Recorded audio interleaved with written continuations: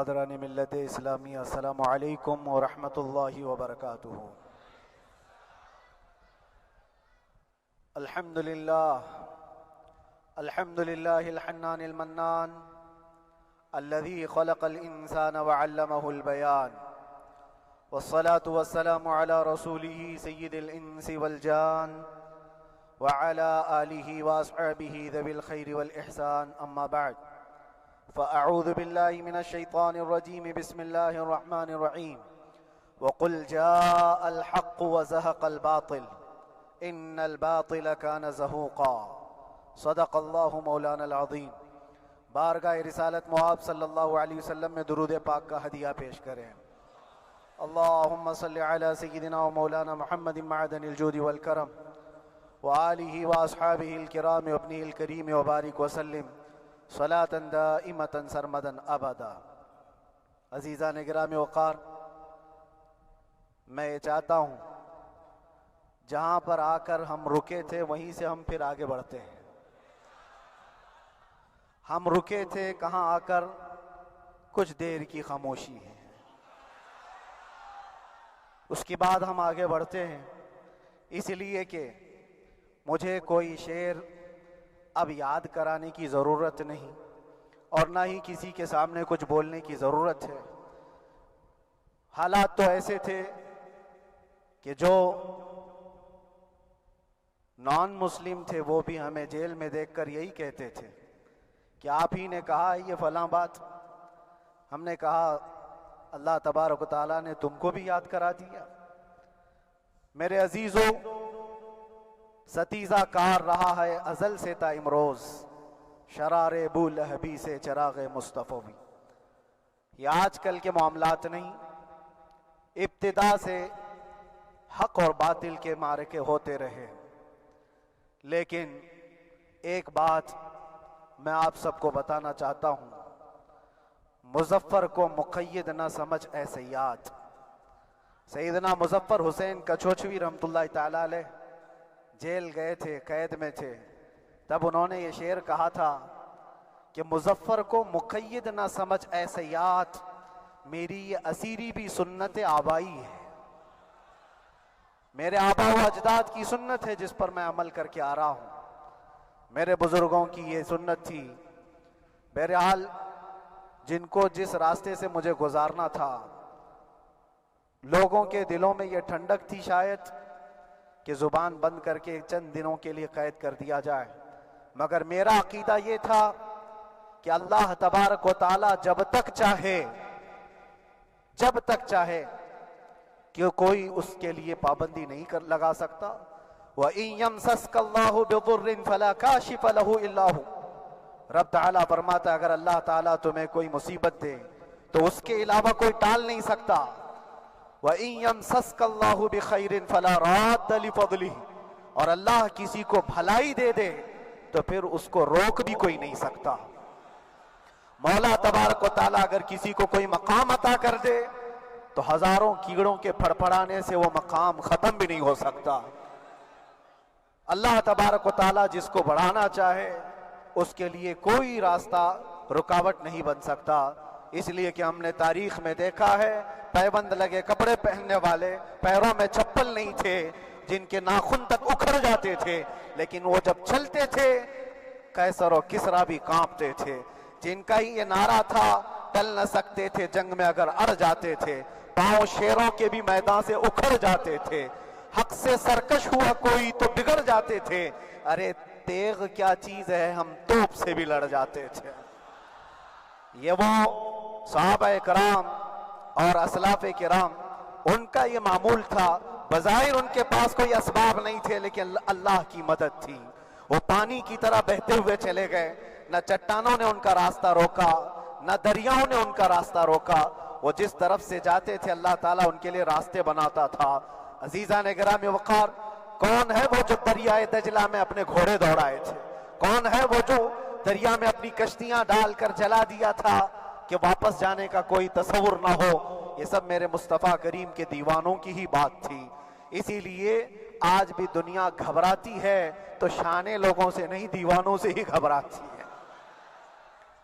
بہت زیادہ چالاک رہنے والوں سے نہیں، دیوانوں سے دنیا گھبراتی ہے، اس لیے کہ دنیا کو پتا ہے، دنیا جانتی ہے کہ دیوانہ کہاں دیکھتا ہے کسی کو پتا نہیں۔ اور یہ اس دیوانے کی بات کر رہا ہوں جس کے لیے اللہ کے حبیب صلی اللہ تعالیٰ علیہ وسلم کی عزت و وقار سب سے اول ہے۔ عزیزان گرامی وقار، آج آپ کے سامنے حاضر آیا، یہ میرے استاد گرامی، مربی، استاذ الاساتذہ، برادر گرامی حضرت العلامہ مفتی زبیر احمد صاحب قبلہ ادام اللہ اقبالہ، جنہوں نے دن رات ایک کر دیے تھے۔ میرے خیال سے 8 مہینے میں جتنے ان کے بال سفید ہوئے اس سے زیادہ نہیں ہوئے ہوں گے، صرف اس لیے نہیں کہ ایک بھائی کے لیے، اس لیے بھی لڑ رہے تھے کہ ایک عالم کے لیے جس سے دین کا بہت سارا حصہ وابستہ ہے۔ ان کی محنتیں رائگاں نہ گئیں۔ بہت سارے میرے احباب و اقربا، خاص طور پر مدن پورہ اور وکرولی سے، جنہوں نے اپنے گھر بار چھوڑ کر میرے لیے دوڑتے بھاگتے رہے، اللہ رب العزت اس بات کا شاہد ہے، ایک ایک دن اندر میں نے سب کے لیے دعائیں کی ہیں، اور ایسا نہیں کہ کوئی دن بھولا جاتا، اور باہر کی ہمیشہ یہ خبریں آتی رہتی ہیں کہ حالات کیسے کے کیسے ہوتے جا رہے ہیں۔ کبھی اگر گھبراہٹ اور بے چینی ہوتی تو میرے عزیزوں صرف ایک ہی بات ہمارے پاس تھی علاج کے لیے، ایک ہی علاج تھا۔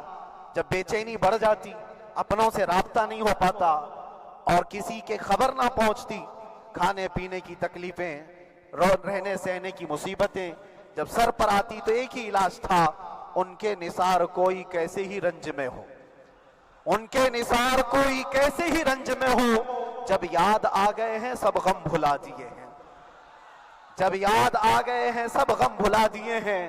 اس رسول محترم صلی اللہ تعالیٰ علیہ وسلم کا احسان عظیم ہے۔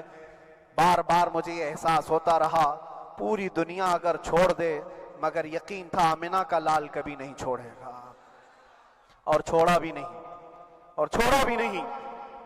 ہر رات جو ہمارا معمول تھا، ہم نے جو دیکھا، ہماری پچھلی زندگی میں ہم نے اتنے عجائبات نہیں دیکھے ہوں گے جو 8 مہینے کے اندر ہم نے دیکھے۔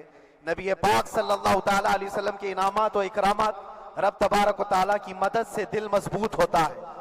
عزیزان گرامی، ہم نے تو وہاں ایسے لوگوں کو دیکھا جو ڈپریشن کا شکار ہو کر کافر بھی ہو گئے، اور حالات سے گھبرا کر کے وہ انکار کر بیٹھے، کوئی خدا نہیں ہے، کوئی مدد نہیں آتی ہے۔ ایسے حالات وہاں دیکھے، لیکن ان حالات میں بھی اللہ تبارک و تعالیٰ کی مدد ساتھ رہی۔ رسول پاک صلی اللہ تعالیٰ علیہ وسلم کا انعام و اکرام یہ تھا کہ جس طرح سے گئے تھے اسی طرح سے واپس بھی آئے، جس طرح سے گئے تھے ویسی واپس آئے، اور نہ میرے مصطفیٰ نے باہر میری عزت میں کمی کی، نہ اندر عزت میں کمی کی، کہیں پر بھی نہیں۔ الحمدللہ، جس شان کے ساتھ رسول پاک صلی اللہ تعالیٰ علیہ وسلم اپنے چاہنے والوں کو رکھتے ہیں، وہ میں نے دنیا میں دیکھا، اور پھر یہ عرض کیا آقا، آج آپ کی عزت پر بات کرنے والے کو چاہے وہ 1000 کال کوٹری کے اندر ہو، آپ عزت کے ساتھ بٹھاتے ہیں تو پھر قیامت کے دن اس کی عزت کا کیا حال ہوگا؟ عرش حق ہے مسند رفعت رسول اللہ کی، دیکھنی ہے حشر میں عزت رسول اللہ کی۔ میرے عزیزو، ایک بات کو طے کر کے چلو، انہیں جانا، انہیں مانا، نہ رکھا غیر سے کام، للہ الحمد میں دنیا سے مسلمان گیا۔ اس ایک بات میں جو عزت ہے، دنیا کے کسی مقام و منصب اور مرتبے میں عزت نہیں ہے۔ اور حالات دنیا انشاءاللہ میں سناتا رہوں گا۔ اللہ تبارک و تعالیٰ جب تک یہ زبان رکھا ہے، حق بولتے رہیں گے اور سناتے رہیں گے، اور بھی حالات آپ کو انشاءاللہ العزیز آگے سناتے رہیں گے۔ لیکن آج خصوصیت کے ساتھ میں جمعہ کے لیے اسی لیے حاضر آیا کہ یہاں کے لوگ پل پل یاد کرتے رہے۔ حضرت مجھے ہر بار خبر دیتے کہ جب نماز سے فارغ ہو کر کے میں نکلوں تو مجھے لوگ پکڑ لیتے، کیا ہوا، اب کیا خبر ہے؟ تو جس قدر آپ کی بے چینی تھی، بے قراری تھی، میرے عزیزو، مجھے بھی ملنے کی بے چینی اور بے قراری تھی، لیکن یہ ایک سٹیج تھا جس سے گزارا گیا ہے، ایک مقام تھا جس سے گزارا گیا۔ میں تو ایک نکما آدمی، میں تو ایک کم پڑا ہوا ہوں، لیکن آپ کو بزرگان دین کی اگر تاریخ پتہ ہو، امام اعظم ابو حنیفہ رضی اللہ تعالیٰ عنہ، جن کو ناحق جیل میں رکھا گیا تھا، امام موسیٰ کاظم رضی اللہ تعالیٰ 7 سال تک قید میں رہے۔ یہ کون امام موسیٰ کاظم؟ جن کے دربار میں جانے کے لیے غوث اعظم عبد القادر جیلانی رضی اللہ تعالیٰ 4 کلومیٹر دور اپنی چپل اتار دیا کرتے تھے۔ امام موسیٰ کاظم کا وہ دربار ہے جن کو باب الحوائج کہا جاتا ہے۔ اس امام کو 7 سال تک بغیر کسی قصور کے قید میں رکھا گیا، اور حد تو یہ ہے کہ اسی قید خانے میں زہر دے کر کے آپ کو مارا گیا ہے۔ آپ کا جنازہ جیل سے نکلا تھا۔ امام احمد بن حنبل جن کو 5 لاکھ حدیثیں یاد ہیں نبی پاک صلی اللہ تعالیٰ علیہ وسلم کی، بغداد کے سر بازار آپ کو ننگی پیٹھ پر کوڑے مارے گئے۔ آپ کو اندازہ ہے بزرگان دین کی ایک لمبی فہرست ہے۔ جب میں وہاں گیا تھا تو ایک بزرگ کی بڑی یاد آئی، وہ تھے حضرت مجدد الفسانی رضی اللہ تعالیٰ۔ اکبر جیسے ڈکٹیٹر کے سامنے، اس زمانے کے سب سے بڑے ڈکٹیٹر بادشاہ کے سامنے آپ نے حق بات کا اعلان کیا تھا۔ مجدد الفسانی رحمت اللہ تعالیٰ علیہ نے فرمایا تھا کہ اسلام نام سے جو دین ہوگا وہ محمد عربی کا لایا ہوا ہی دین ہوگا، کسی اور بادشاہ کا بنایا ہوا نہیں ہوگا۔ اس بات پر آپ کو قید میں ڈالا گیا تھا، 8 سال تک قید میں رکھا گیا۔ 8 سال میں بادشاہ مر بھی گیا، بیٹا بادشاہ بنا، لیکن کسی نے آ کر جہانگیر کے سامنے یہ بات رکھی کہ آپ کے باپ نے جس مولانا کو قید میں ڈالا تھا گوالیار کی جیل میں، 8 سال میں جیل کا نقشہ بدلا ہوا ہے۔ تو بادشاہ نے پوچھا ہوا کیا ہے؟ کہا کہ اس مولانا نے 8 سال میں تقریباً 700 قیدیوں کو عالم بنا دیا ہے۔ درس حدیث، درس تفسیر، قرآن کا علم، نمازیں جماعتوں سے وہاں اس طرح ادا ہوتی ہیں جیسے لگتا ہے گنبد خضرا کی چھاؤں میں ہے۔ رب تبارک و تعالیٰ کا یہ احسان عظیم تھا۔ ان 8 مہینوں میں بحمدہ تعالیٰ میں نے اپنی لائف میں کبھی اتنی امامت نہیں کی تھی جتنی وہاں امامت کیا، اس لیے کہ پابندی نہیں ہو پاتی۔ جب جب امام رہا مسجد میں چھٹیاں ہوا کرتی تھی، ادھر ادھر آنا جانا، لیکن وہاں پر کبھی کسی نماز میں چھٹی نہیں ہوئی۔ اور امامت اللہ تبارک و تعالیٰ کو جہاں لینا ہے وہاں لیتا رہے۔ اور مجھے اس بات کا تھوڑا قلق تھا، 24 سال سے میں تراویح سنا رہا تھا، 24 سال، 24 تراویح ہو چکی تھی، رمضان المبارکہ 24 گزر چکے تھے، 25واں سال تھا، ظالموں نے مجھے رمضان سے پہلے اندر کر دیا۔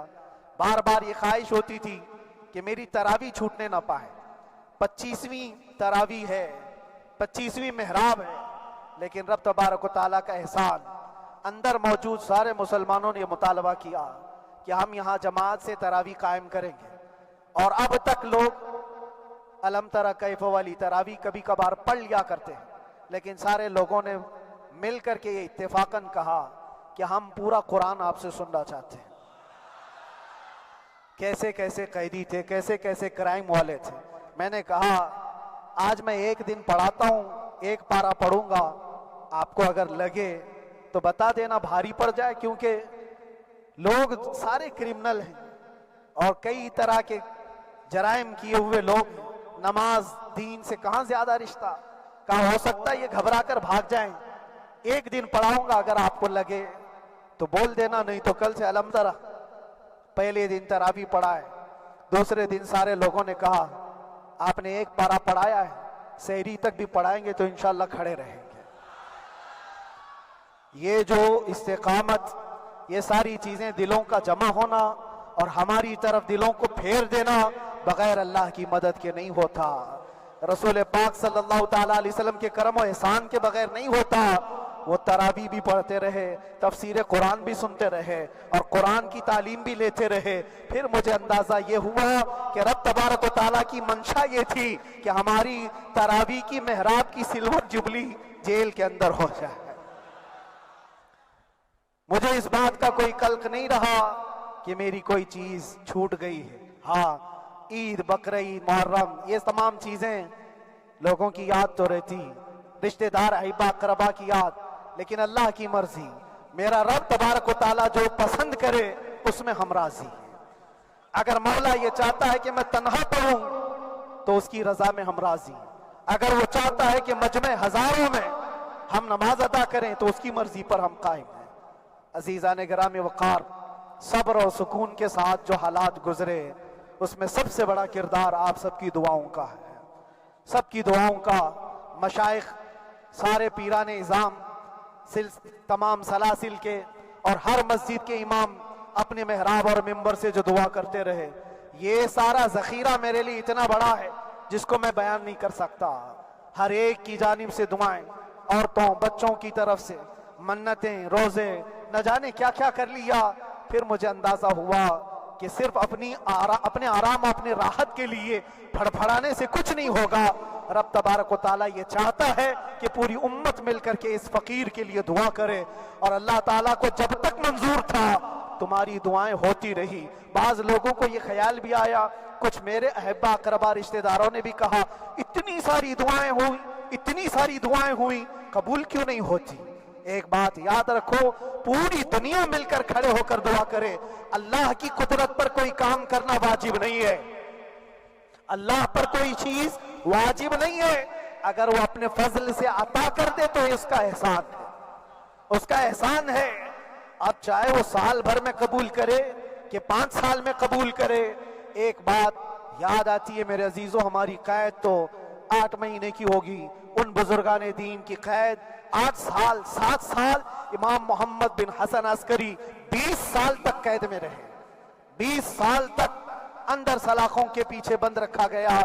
یہ اہل بیت اطہار ہیں، ائمہ اعظام ہیں، ان کی تکلیفیں دیکھ کر پھر ہماری تکلیف چھوٹی لگتی، اور پھر نبی پاک صلی اللہ تعالیٰ علیہ وسلم کی یاد آتی۔ صرف اس بات کا ہمیں فخر تھا کہ تم نے کبھی چوری کے الزام میں تو نہیں گرفتار کیا، کسی گھناؤنے الزام میں تو نہیں گرفتار کیا۔ ہاں اگر کسی بات پر گرفتار کیا ہے تو ان سے پوچھو تو اب یہ بولنے میں بھی شرم کرتے ہیں، مولانا کو کیوں گرفتار کیا ہے، مولانا کو کیوں اندر رکھا ہے؟ شرم آتی ہے بولنے میں، کیونکہ انہوں نے کچھ ایسا بولا تھا جس کو بولنے میں شرم آتی۔ کیا بولا تھا میرے عزیزوں؟ یہ ایک الگ کہانی ہے، ابھی میں اس پر کچھ گفتگو نہیں کرتا، اس لیے کہ ہر ایک کو یاد ہو چکی ہے، ہر ایک کو یاد ہے، میں اس کہانی کی طرف نہیں جاتا۔ لیکن اتنا مجھے آج اس ملک میں رہتے ہوئے احساس ہے کہ ابھی بھی انصاف ختم نہیں ہوا ہے۔ انصاف پوری طرح ختم ہو جائے تو اللہ کا عذاب آ جائے گا، اللہ کا عذاب آ جائے گا۔ چند لوگ نا انصافی کر سکتے ہیں، لیکن پوری کی پورے روئے زمین پر رہنے والے انسان نا انصافی کرے، ایسا نہیں ہوتا۔ ہمارے حق میں سپریم کی طرف سے جو انصاف آیا ہے، ہمارے دل میں اس قدر جگہ ہے آج، اور اس قدر احساس ہے کہ ہمیں یہ اندازہ آج بھی ہوتا ہے کہ چاہے کچھ بھی ہو جائے لیکن انصاف پوری طرح سے مر نہیں سکتا، انصاف پوری طرح سے مر نہیں سکتا۔ یہ ہمارا ملک عزیز ہندوستان کسی خاص آدمی کے ٹھیکیداری میں نہیں ہے، سبھی کا خون شامل ہے یہاں کی مٹی میں، کسی کے باپ کا ہندوستان تھوڑی ہے، ہمارا بھی ہے، آپ کا بھی ہے، سب کا بھی ہے۔ اور میرے عزیزو پتہ نہیں، یہ بھی شاید راحت اندوری صاحب کا شعر ہے، اور اس سے پہلے بھی کچھ بولا تھا وہ بھی ان کا ہی تھا، تو ڈینجر ہی ہوا کرتا ہے۔ اللہ تبارک و تعالیٰ آپ سب پر فضل فرمائے، کرم فرمائے۔ جو چیز خاص طور پر بولنی ہے وہ یہ ہے، ان حالات سے آج جو گھبرائے ہوئے ہیں یہ وہ لوگ ہیں جو عیش پرست ہیں۔ میں کسی کو خاص ٹارگٹ کر کے نہیں کہنا چاہتا، لیکن بہت سارے وہ لوگ جو اثر و رسوخ رکھتے ہیں لیکن وہ آگے آنا نہیں چاہتے، دین اسلام پر حملے ہوں، حضور پاک کی عزت پر حملہ ہو، کسی کو بولنا نہیں ہے، کیونکہ پتہ ہے دیکھو اس مولانا کو کس طرح کی ہے، اسی طرح دوسروں کو بھی کر دیا جائے۔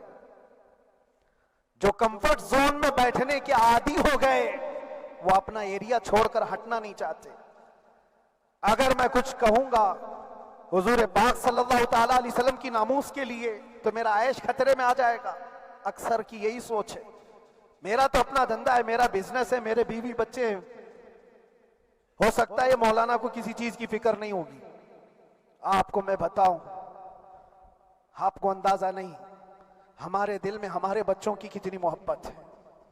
میرے بھی چھوٹے سے بچے ہیں، جب وہ جیل کی سلاخوں کے سامنے آ کر آنسو بہاتے تھے تو دل پر چھریاں چلتی تھی. وہ بچے جو ہمیشہ ہمارے سینے پر سوتے رہے, آج میں ان کو چھو بھی نہیں سکتا. جب وہ سلاخوں کے پیچھے کھڑے ہو کر دور سے رو کر کے چلے جاتے 15 منٹ, تو کیا ہمارے دل میں بچوں کی محبت نہیں؟ کیا ہمارے گھر بار نہیں, ہماری بہنیں, ہمارے بھائی, ہماری ماں نہیں؟ کتنے تو دن ایسے ہوئے کہ میری ماں کو دورے پڑتے رہے یاد کے لیے. تو کیا وہ ہمارے اوپر کیفیت نہیں آتی کہ ہم خامخواہ یہ مصیبت کیوں مول لیے؟ میری بیٹی تو جھگڑا کرتی اس بات کو کہ کیوں آپ اکیلے ہو, بہت سارے لوگ ہیں, سب کا خیال کرتے ہوئے. لیکن میرے عزیزو, یہ ان کی اپنی محبت ہے. سارا ایک پریوار اور اس سے زیادہ میرے شاگردوں کی ایک دنیا ہے. کتنے ایسے ہیں, میں جانتا ہوں کہ 8 مہینے تک نرم غذا نہیں کھائی میرے ان بچوں نے. میں جانتا ہوں ان کا صرف یہ خیال تھا کہ اندر پتہ نہیں جیل میں آپ کیا کھا رہے ہوں گے, ہم یہاں نرم غذا نہیں کھائیں گے, گوشت مچھلی نہیں کھائی. حالانکہ یہ کوئی چیز تمہارے اوپر واجب نہیں تھی. یہ حالات میں اس لیے بتا رہا ہوں میرے عزیز, کسی کے وہم و گمان میں اگر یہ ہے تو نکال دے کہ میرے آس پاس کچھ نہیں ہے, میں کسی کو چاہتا نہیں, یا میرے ساتھ محبتیں نہیں ہیں. کثرت سے محبت کرنے والے لوگ ہیں میرے پاس. میرے ان بھائیوں کی اور میرے بہنوں کی, میرے گھر والوں کی محبت تو ایسی ہے کہ ان کے گھروں کے بچوں کے معاملات بھی بغیر مجھ سے پوچھے نہیں ہوتے. اگر 8 مہینے اندر رہا تو کسی کا رشتہ نہیں تو بات چیت بھی نہیں ہے. رشتہ نہیں ہوگا جب تک یہ نہ آئے, سارے کام ڈیپینڈ رہتے تھے. مجھے بھی ان تمام چیزوں کا احساس ہے, لیکن یہ سب چیزیں ایک طرف, میرے مصطفیٰ کی عزت اپنی طرف.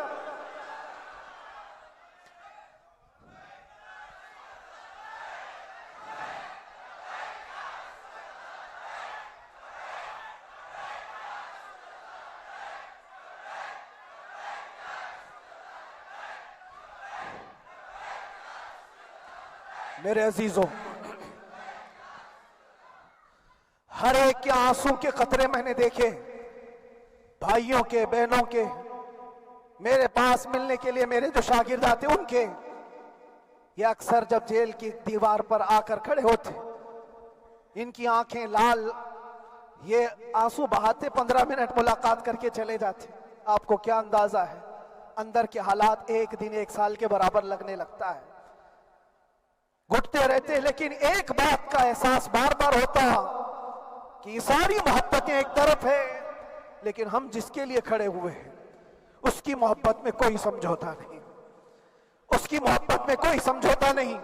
ایمان اسی کا نام ہے, لا یؤمن احدکم حتی اکون احب الیہ من والدہ وولدہ والناس اجمعین. تم میں سے اس وقت تک کوئی پورا مومن نہیں ہو سکتا جب تک کہ اپنی اولاد, اپنے مال دولت, اپنے ماں باپ, سب سے زیادہ اپنے رسول سے محبت نہ کرے. دعا یہی کرتے رہو جب حضور پاک کا معاملہ آئے تو ساری دنیا ایک طرف ہو جائے. میں نے ایک واقعہ پڑھا تھا اندر ہی, حضرت خالد بن ولید رضی اللہ تعالیٰ ایک قلعے پر اچانک حملہ آور ہوئے تھے. وہ قلعے میں موجود جو دشمنان اسلام تھے ان کی پارٹی چل رہی تھی. بڑے بڑے قالین, صوفے بچھے ہوئے, تشتوں میں قیمتی کھانے رکھے ہوئے تھے. خالد بن ولید کے ساتھ جو لشکر ہے, یہ تو وہ غریب صحابہ تھے جو پیوند لگے کپڑے پہنتے, ایک کھجور پر پورا دن گزارتے. جب یہ اس قلعے پر حملہ آور ہوئے تو دشمنان اسلام جو تھے وہ مقابلہ کرنے کی ہمت نہ جٹا سکے, بھاگ گئے. سارا مال سب چھوڑ کر بھاگ گئے, بغیر کسی جنگ کے, بغیر کسی قتل قتال کے پورا قلعہ فتح کیا خالد بن ولید. اب سنو, جو صحابہ تھے وہ مال غنیمت جمع کر رہے تھے, کیونکہ یہ عرب کے لوگ ایسے مہنگے قالین نہیں دیکھے تھے, ایسے مہنگے صوفے, اتنی قیمتی غذائیں انہوں نے دیکھی نہیں تھی. سب جمع کرنے لگے, سب جمع کرنے لگے. خالد بن ولید نے کہا, خبردار, ہاتھ مت لگانا, سب ہٹ جاؤ. سب ہٹ گئے. چند صحابہ کو بلایا, یہ سب جمع کرو, اس کو آگ لگا دو. پورا مال غنیمت جو تھا آگ لگا دیا. تو جو صحابہ تھے وہ کہنے لگے کیا یہ اچھا ہوتا یہ سب میں آپ تقسیم کر دیتے؟ یہ بہت قیمتی چیزیں ہیں، عرب میں ہم لے جاتے تو یہ بہت مہنگی چیزیں ہیں۔ خالد بن ولید نے کیا کہا جانتے ہو؟ کہا اگر تم کو بھی ان تمام چیزوں کی عادت لگ جائے تو تم بھی ویسے ہی بھاگو گے جیسے یہ بھاگے۔ یہ آج جو ہمارا مقابلہ کرنے کی طاقت نہ لا سکے اور بھاگ گئے، اس کی وجہ یہ ہے کہ وہ عیش پرست ہے، عیاشی ان کے اندر تھی جس کی وجہ سے وہ کھڑے نہ ہو سکے، اور جب یہ عیاشی آئے گی تم کھڑے نہیں ہو سکو گے، کھڑے نہیں ہو سکو گے۔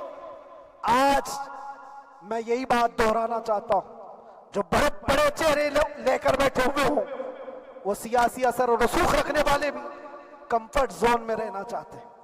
میں چند لوگوں کو چھوڑ کر کہہ رہا ہوں، اکثر کا حال یہ وہ سوچتے ہیں کہ ہمارے اس دائرے سے نکلیں گے تو ہمارا عیش خطرے میں آ جائے گا، گھر بار خطرے میں آ جائے گا۔ یہ دنیا کی محبت انسان کو بزدل بناتی ہے، بزدل بناتی ہے۔ اس لیے میرے عزیزو، آپ جب کبھی یہ بات آئے، ایک طرف میرا پورا خاندان، ایک طرف میرے عیش کی زندگی اور ایک طرف رسول پاک کی عزت کا معاملہ، تو آپ مجھے بتاؤ آپ کس بات کا فیصلہ لیں گے؟ اسی بات کا فیصلہ لینا ہوگا نبی پاک صلی اللہ تعالیٰ علیہ وسلم کی عزت کی خاطر تمہیں اس بات کا فیصلہ لینا ہوگا۔ اپنا سب کچھ گنبد خضرا کل بھی تھا آپ، میرے نبی سے میرا رشتہ کل بھی تھا آپ، اور بتلا دو گستاخ نبی کو غیرت سنی زندہ ہے، ان پہ مر مٹنے کا جذبہ کل بھی تھا آپ۔ بس یہ جذبہ باقی رہے۔ ہم کسی کو لڑنے کے لیے، مرنے کے لیے، مارنے کے لیے میدانوں میں اتارنے کی بات نہیں کرتے۔ میں اکثر اپنی تقریروں میں کہا کرتا ہوں، یا آپ سے پہلے بھی کیا، اگرچہ میری تقریروں کو ڈائیورٹ کیا جاتا ہے، آج بھی بہت لوگ ہوں گے، بلکہ آج مدن پورہ کا یہ پہلا جمعہ ہے، مجھے اندازہ ہے پورا ہندوستان نہیں باہر بھی سب کی نظریں اس پار ہیں کہ آنے کے بعد یہ کیا بولتا ہے، آنے کے بعد یہ کیا بولتا ہے۔ سب اسی انتظار میں ہیں۔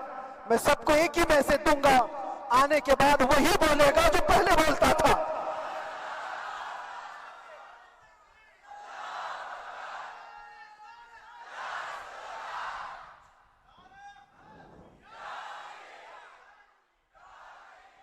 اگر کچھ غلط ہوتا تو ہمارے اس ملک عزیز ہندوستان کی سب سے اعلیٰ عدالت یہ نہیں کہتی کہ ان کے اسپیچ میں کوئی ہیٹ مسئلہ نہیں ہے۔ وہ ہمیں اندازہ ہے میرے عزیزوں، ہاں جہاں غلطی ہوگی ہم بھرے اعلان کے ساتھ کہیں گے کہ ہم سے یہ غلطی ہو گئی، ہم سے یہ خطا ہو گئی، زبان پھسل گئی۔ لیکن جو چیز نہیں ہے تو اگر تم زبردستی اس کو کہو گے تو یہ ہم نہیں مانتے۔ ہاں بس اتنی دعا میرے حق میں کریں کہ جتنی بھی زندگی باقی ہے، جتنی زندگی باقی ہے، اللہ تبارک و تعالی حضور پاک کی محبت اور ان کی عظمت کی حفاظت کے لیے جیتے مرنے کی توفیق عطا فرمائے۔ ہمارا کام صرف اتنا رہ گیا، جو میسج دینا تھا وہ ہم نے دے دیا۔ اب جو حالات آ رہے ہیں میرے عزیزوں، آپ سب کے لیے بھی میں یہ گزارش کروں گا، دین کی طرف آ جاؤ، سچائی کی طرف آ جاؤ، ورنہ گاجر مولی کی طرح کٹ جاؤ گے، ختم ہو جاؤ گے۔ دین کی طرف آؤ، سچائی کی طرف آؤ، اور اسلام نے کہیں پر بھی تمہیں کسی طرح کے آتنک اور دہشت کی تعلیم نہیں دی ہے۔ کہیں پر کسی ٹیررسٹ کی کوئی بھی تعلقات کی کہیں مجھے کوئی بات بتا دو۔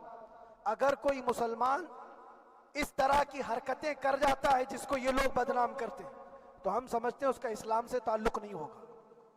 اسلام سے تعلق ہوتا تو اس کے اندر صدیق اکبر اور فاروق اعظم کی ادائیں ہوتی۔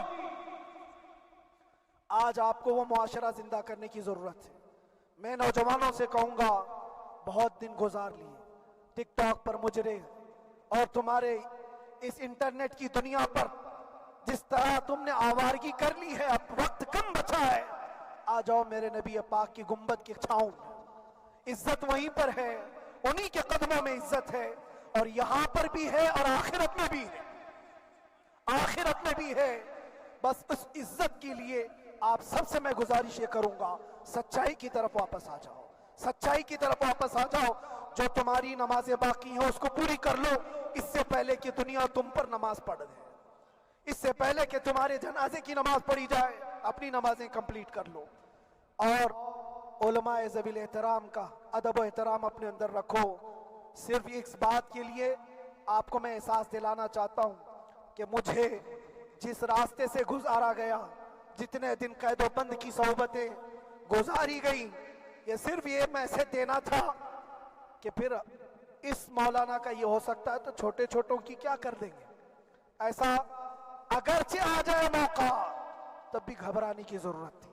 آپ کو پتا ہے اس ملک عزیز ہندوستان کی آزادی میں 30,000 علماء کو پھانسیوں پر لٹکایا گیا۔ انگریزوں نے 30,000 علماء کو کشمیر سے لے کر دلی تک ہر درخت پر ایک عالم کی لاش لٹکتی تھی۔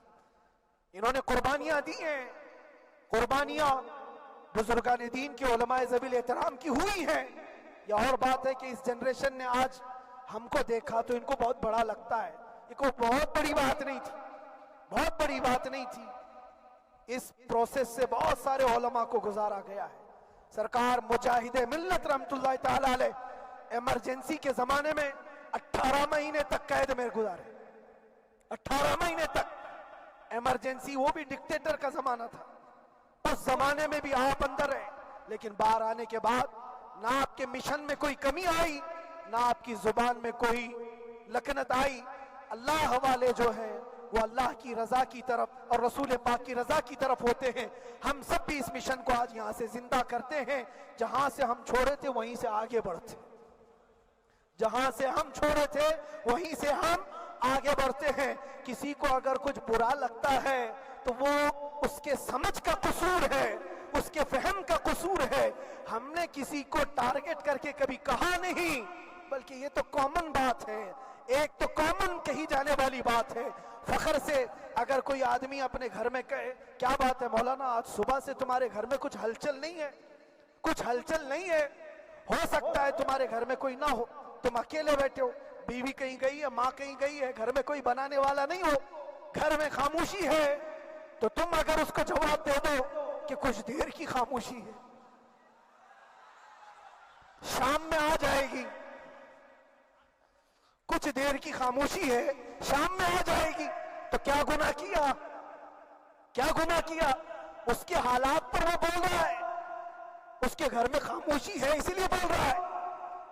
ہم نے بھی اسی لیے کہا کچھ دیر کی خاموشی، اس لیے کہ ہم جانتے ہیں اسلام وہ نہیں ہے جو یہاں دکھ رہا ہے آج، اسلام تو وہ تھا جو صدیق اکبر کے زمانے کا تھا، اسلام تو وہ تھا جو فاروق اعظم کا تھا، اسلام تو وہ تھا جو عثمان غنی اور حیدر کرار کا تھا۔ تو وہ جو ہلچل تھی وہ خاموش ہے، صلاح الدین ایوبی کا دور تھا، وہ اسلام کی ہلچل تھی۔